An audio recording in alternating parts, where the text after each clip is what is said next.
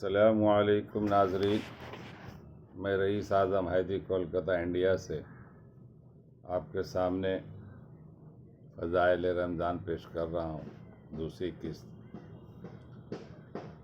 ابو ہریرہ رضی اللہ تعالیٰ عنہ حضور اکرم صلی اللہ علیہ وسلم سے نقل کیا کہ میری امت کو رمضان شریف کے بارے میں 5 چیزیں مخصوص طور پر دی گئی ہیں جو پہلی امتوں کو نہیں ملی ہیں۔ نمبر 1 یہ کہ ان کے منہ کی بدبو اللہ کے نزدیک مشک سے زیادہ پسندیدہ ہے۔ نمبر 2 یہ کہ ان کے لیے دریا کی مچھلیاں تک دعا کرتی ہیں اور افطار کے وقت تک کرتی رہتی ہیں۔ نمبر 3 جنت ہر روز ان کے لیے آراستہ کی جاتی ہے۔ پھر حق تعالیٰ شان فرماتے کہ قریب ہے کہ میرے نیک بندے دنیا کی مشقتیں اپنے اوپر سے پھینک کر تیری طرف آویں۔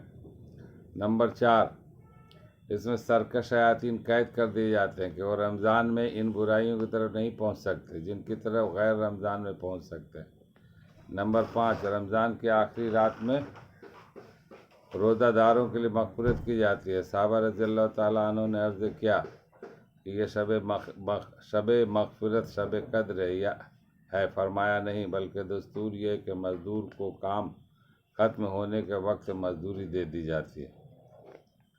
نبی کریم صلی اللہ علیہ وسلم نے اس حدیث پاک میں 5 خصوصیتیں ارشاد فرمائے جو اس امت کے لیے حق تعالیٰ شان کی طرف سے مخصوص انعام ہوئی، اور پہلی امت کے روزہ داروں کو مرحمت نہیں ہوئی۔ کاش ہم اس نعمت کی قدر ہوتی اور ان خصوصیات کے حصول کی کوشش کرتے۔ اول یہ کہ روزہ دار کے منہ کی بدبو جو بھوک کی حالت میں ہو جاتی ہے، حق تعالیٰ شان کے نزدیک مشک سے بھی زیادہ پسندیدہ۔ شرح حدیث کے اس لفظ کا مطلب میں 8 قول ہیں جن کو موطا کی شرح میں بندہ مفصل نقل کر چکا، مگر بندہ کے نزدیک ان میں سے 3 قول راجح ہیں۔ اول یہ کہ حق تعالیٰ شان آخرت میں اس بدبو کا بدلہ اور ثواب خصوصا عطا فرمائیں گے جو مشک سے زیادہ عمدہ اور دماغ پرور ہوگی۔ یہ مطلب تو ظاہر ہے اور اس میں کچھ بات بھی نہیں۔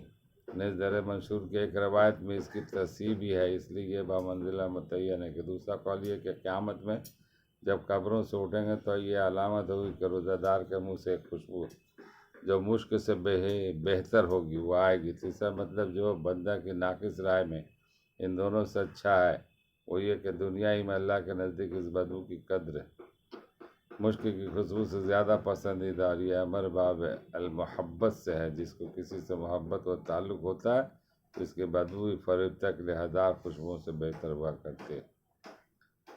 اللہ تعالی ہم لوگوں کو پڑھنے اور سننے سے زیادہ عمل کرنے کی توفیق عطا فرمائے۔